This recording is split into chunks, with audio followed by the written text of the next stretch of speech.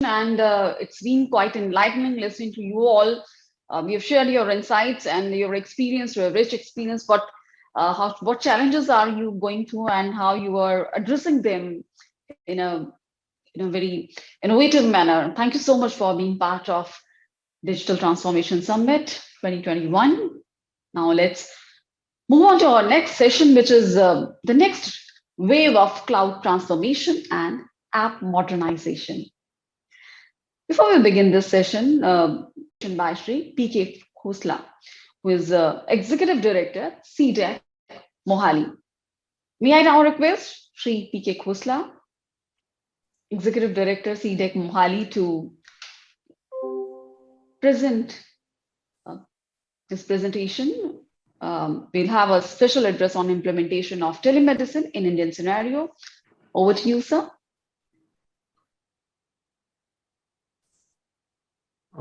Thank you very much. At the outset, let me thank the organizers for giving me an opportunity to share my views on this forum. Since we are running behind, let me quickly catch up. Friends, as we all know, the onset of pandemic brought about miseries to millions. Many lives were lost. Many livelihoods have been lost. Unprecedented challenges were faced by the country in all domains, not only the health, but almost everywhere. Now, in a balancing act, fast forwarding of rapid digitalization was need of the hour, and that indeed happened due to improvements in the ICT and adoption by the masses. CDAC carried out its own set of initiatives in the field of teleconsultations, drug repurposing, general COVID management solution in the form of NADI that we call. And here at CDAC Mohali, we were called upon to provide teleconsultation solutions to the masses. If you recall, the first lockdown was declared on 4th of March 2020. And that was the time, simultaneously, the government of India also rolled out the teleconsultation guidelines. And before these guidelines, only the doctor-to-doctor consultations used to be legal. But these guidelines from March onwards, at the time when the first wave was to start, that patient-to-doctor consultations also became legal. I'll just talk about our initiative in the healthcare technologies, which leverage the cloud and how it made it popular. Now, it so happened that about 6 months before the first wave, we had launched a solution which is called doctor-to-doctor consultations. We call it eSanjeevani AB. And during the first 6 months, that was just before the onset of pandemic, we could do just about 200 consultations a day. And now look at the popularity of the system, which was cloud-based. This included doctor-to-doctor as well as the patient-to-doctor consultation. These days, we are doing 1 lakh consultations a day. That is 100,000 consultations, rising from 200 consultations a day. And that is the rapid adoption of the cloud-based technology, and also the technology being leveraged in the sense that it reaches the masses. The common man could utilize it from the comfort and confine of his residence. Now, I am pleased to share that total 165 million consultations have taken place till now on this platform. And let me apprise you of some of the challenges of how it happened. We did go about whether to go for hosting on a cloud or a data center. Now, using cloud infra for eSanjeevani was not a choice, but it was need of the hour, considering the scale, the complexity, and the fact that it is being a real-time application. It was clear that the data center would not be able to support this kind of an application, which was all set to grow at an unprecedented scale. We got together, gathered our resources, pepped up the team to gear up for once in a lifetime kind of an opportunity. And we took on the challenge and started deploying on the cloud. The application that we had developed was a monolith application typically a tiered architecture with one unified database. The application worked well for the first few months till the load was manageable. However, as the load increased, so even at the stage of about 8,000, 9,000 hits a day, momentary, we found the application used to crash. Now, primarily because the same source code was working perfectly fine earlier and suddenly the system would stall. It was not about the source code, but it was about the data and in other words, the traffic that was rising, and it was the load that was going beyond the capacities of the system. Now, backend analysis enabled us to learn that there was scope for improvising workflows to segregate the traffic. At certain points, the data too was channeled to dedicated databases like the ones in the microservices architecture. Now, besides ensuring the scalability, flexibility, security, the cloud gets along with another dimension that is about vast range of services that helps to optimize the application. In short span of time, eSanjeevani grasped rationale behind the availability of these services, and accordingly, gradually, the cloud services were deployed in the application. And at present, around 24 cloud services are being utilized by the eSanjeevani, which are offered by the cloud. Now, as per the inflow of the traffic, the services are also ensuring that eSanjeevani's capacity too has increased. Now it is almost 5 times. It is capable of supporting 2.5 lakh consultations a day now. But when we started it, we never thought this kind of scales. But today, yes, we are visualizing it might as well go to 5 lakh consultations a day also. So we are getting geared for that. But to begin with, we had not thought of those scales.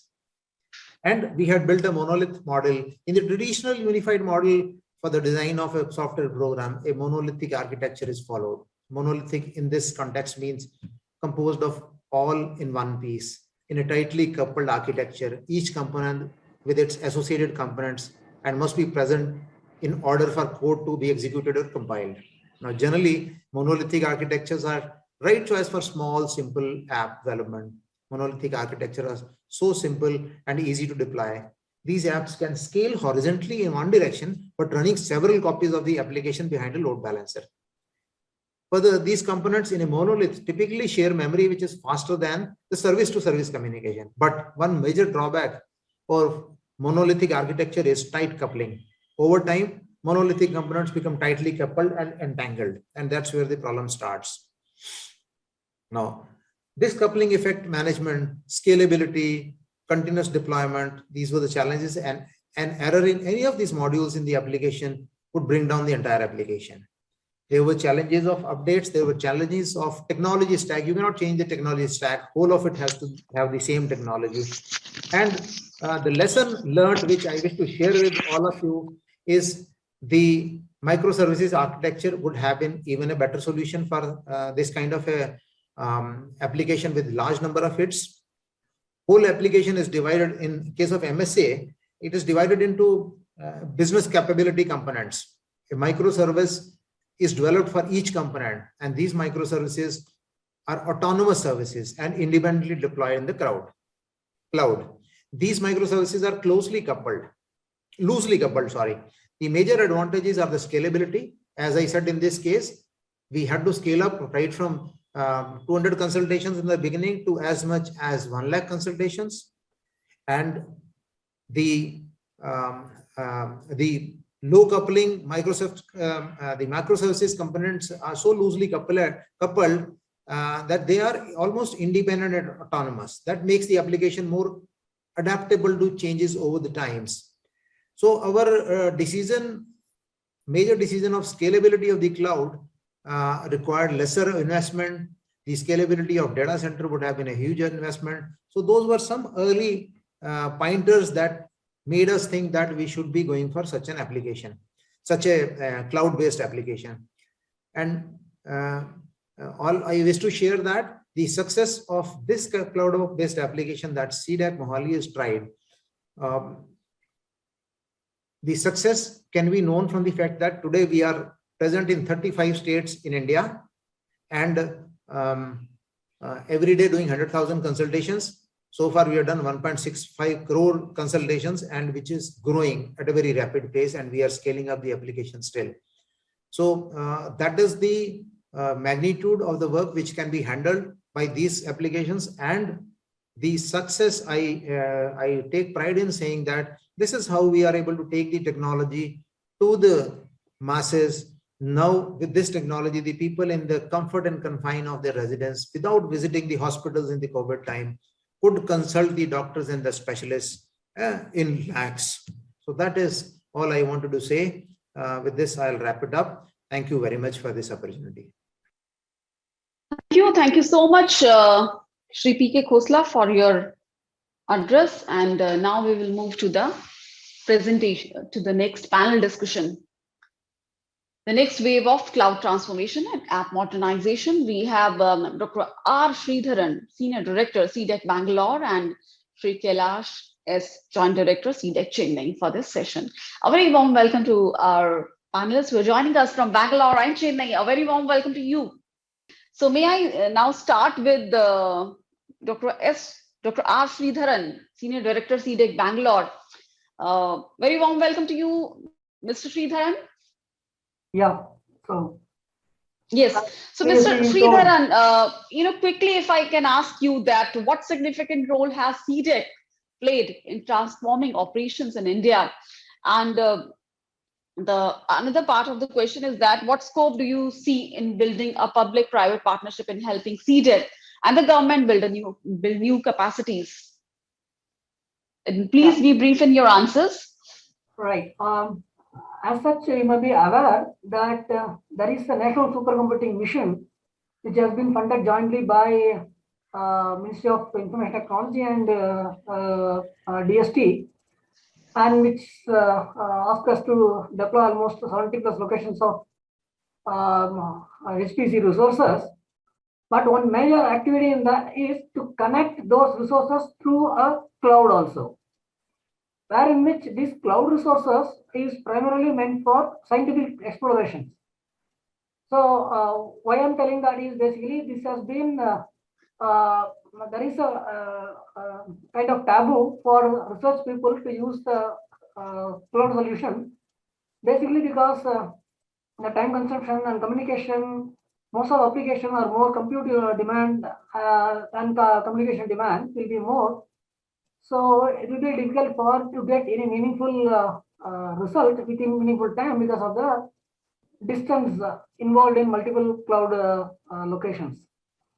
So now, thanks to the pandemic or whatever it is, people are forced to use it, and we have come out with some decoupling of applications with a lot of microservices, through which there are small little communications, and break it out, things are a little bit okay.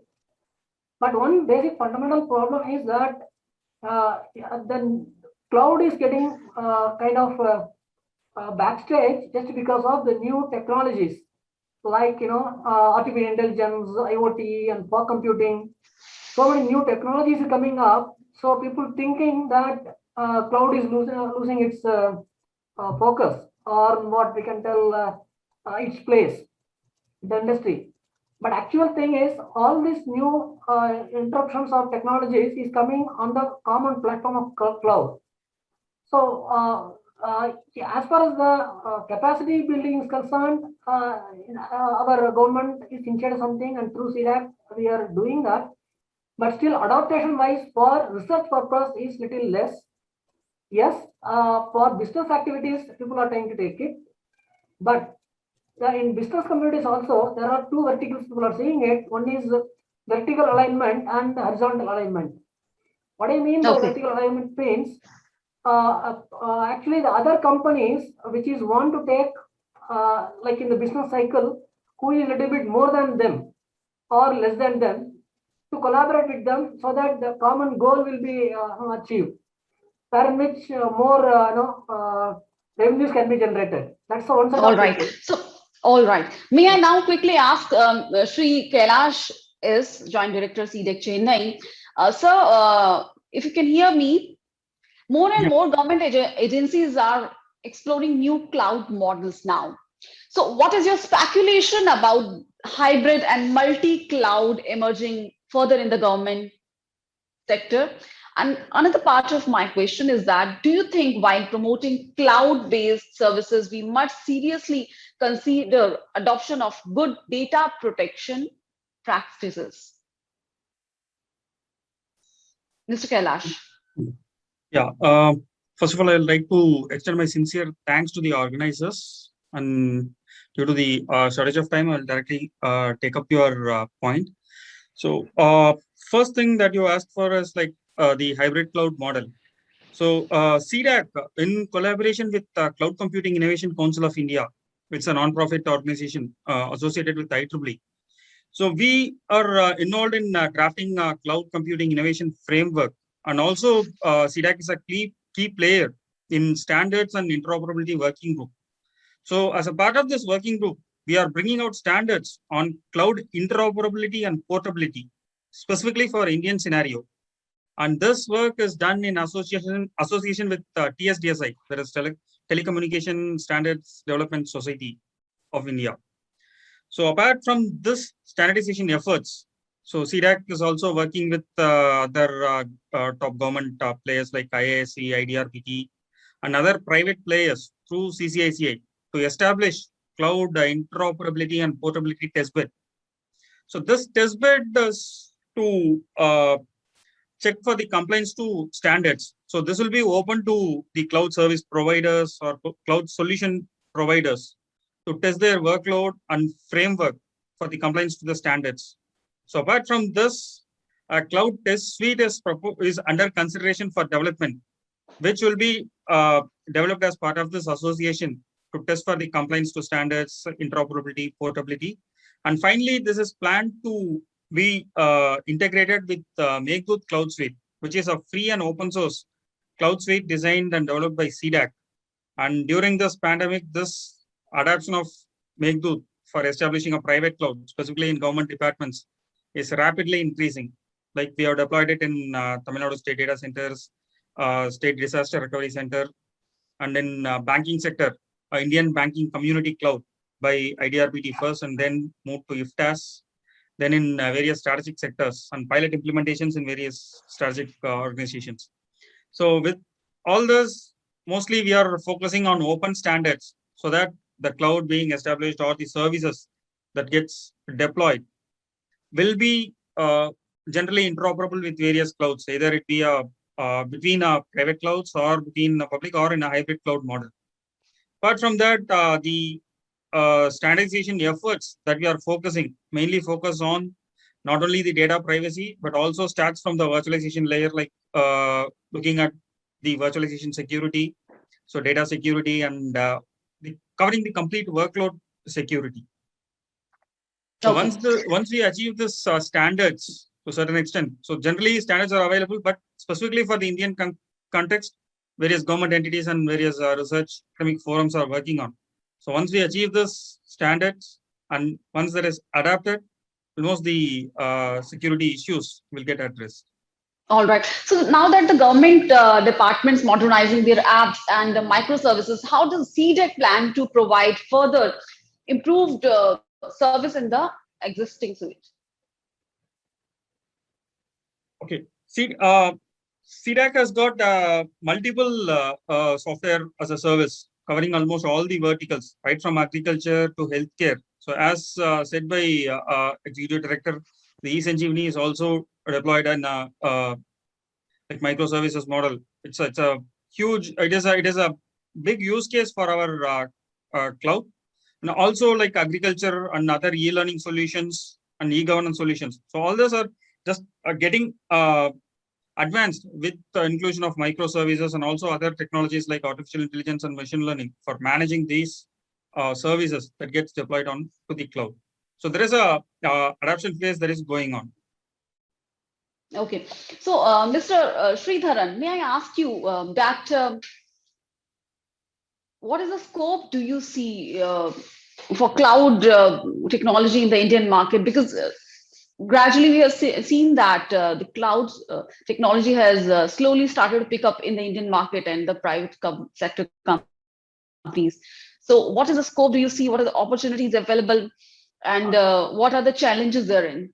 Yeah, that's what I Mr. told in the Sridharan? beginning itself, that the now adoption of cloud is not by choice, but that is by force now, because considering the work from home facility from where people can give more effort, and we are able to achieve our goals very fast. And then the real benefit of cloud, people are started to feel now. And rightly, you put the panel discussion previously on security, which is also getting more Okay. stringent. With that, the earlier fear of adopting cloud is changing now. And as I told that again, for people, they want to have more, vertical integration than horizontal integration, so that their footprint is more. This can happen. The vertical integration can happen just because of more and more collaboration. And these clouds are giving basic tools and other things for effective collaborations also. In addition to that, all these new technologies, be it machine learning, be it augmented realities, or be it IoT, IoE, whatever you term, everything, the common platform is cloud. So if you take any technology disruption, people are trying to bring it new, but the common platform is cloud for them. So it is by force they are going to use it because of benefits. Okay. And what scope do you see in building a public-private partnership in helping uh, CDAC and the government build new capacities, Mr. Sridharan? This is very interesting thought process, but there is two different philosophy here has to merge, come together with a common goal. That is a major hindrance I feel, because government, whenever trying to do it, with the service mentality, they will try to do it. But when the private comes, they will come with the profit as a goal. So it's kind of some revenue model we need to work it out, wherein which this should be a kind of services. At the same time, some nominal fee they can collect for the private people. So in that way, if that model is worked out and all the regulatory things is taken care of, there is a very good chance to do it. But I feel that in the corridors of power, this discussion is going on. So there will be some guidance will be coming soon on this also.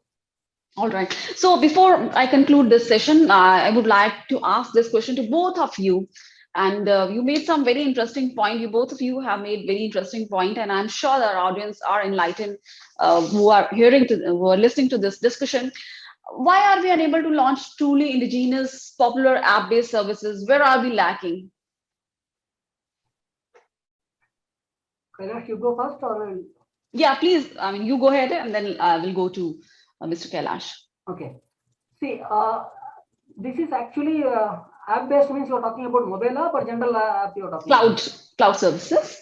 Cloud services. See, the problem is we geared up to the cloud services late.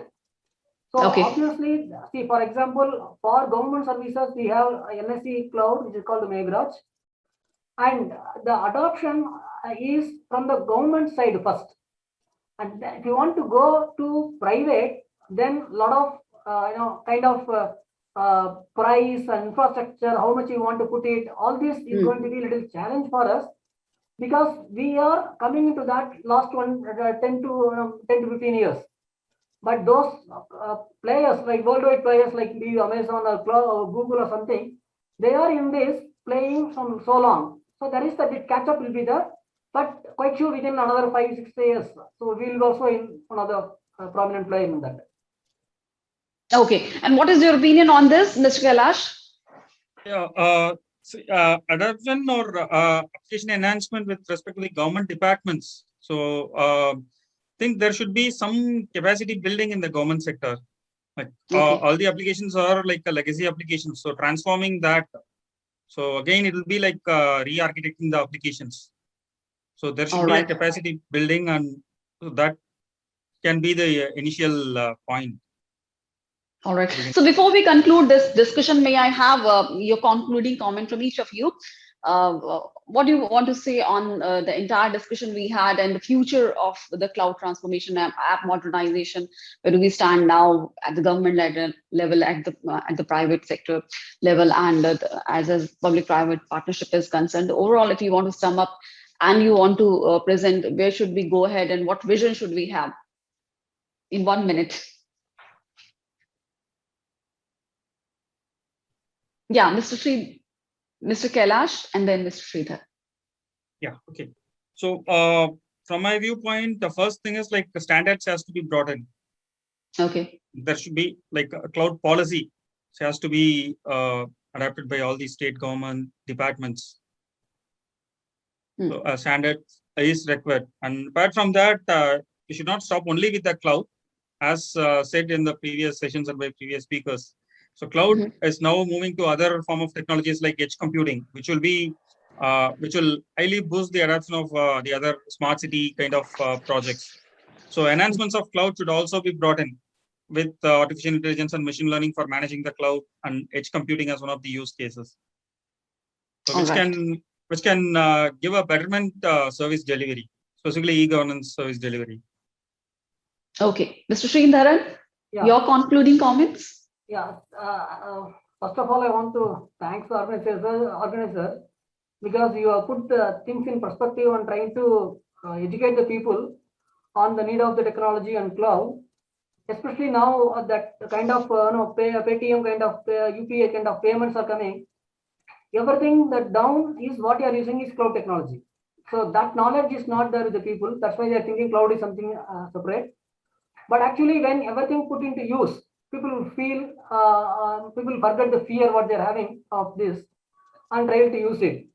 So the idea here is more and more media people like you and technical people conversations, make it public, make more awareness to public, and demonstrate that their intellectual properties or the data are fully secured, is not under threat.